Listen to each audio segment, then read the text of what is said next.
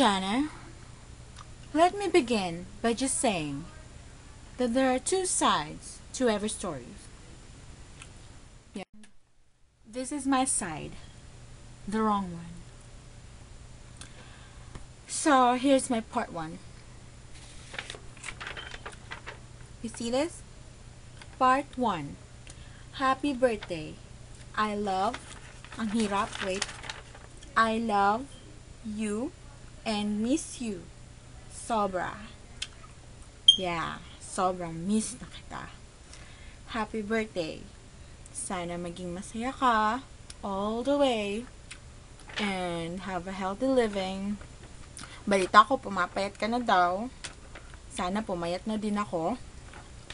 And sana lagi kang masaya. Huwag mong kakalimutan si God. Nandyan lang siya. And I'm hoping that a year from now, magkikita rin tayong muli. Yeah, I think, yeah. And sana huwag mong kakalimutan mag-pray every night, every morning, every meal, every day, every weekend, every time.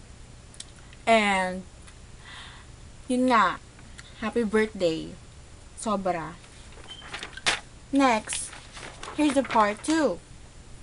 Sorry, hindi ako nakapag-message sa video ni Mama San. Sorry.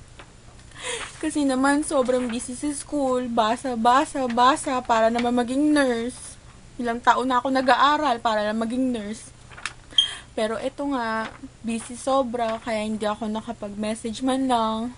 Pero always remember that you're always in my heart. And nakakangawit palang maghawak ng camera, magmukha lang akong payat. Nahirap, aray. Ito naman kabila. Okay. Happy birthday, and I miss you so much. Mag-ingat ka lagi. Tandaan mo, mas mataba ako sa'yo.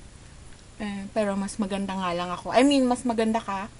Mas maganda ako. Sige na nga, fine. Mas maganda ka na. So, happy birthday. I love you and miss you. Ingat ka lagi. Bye-bye.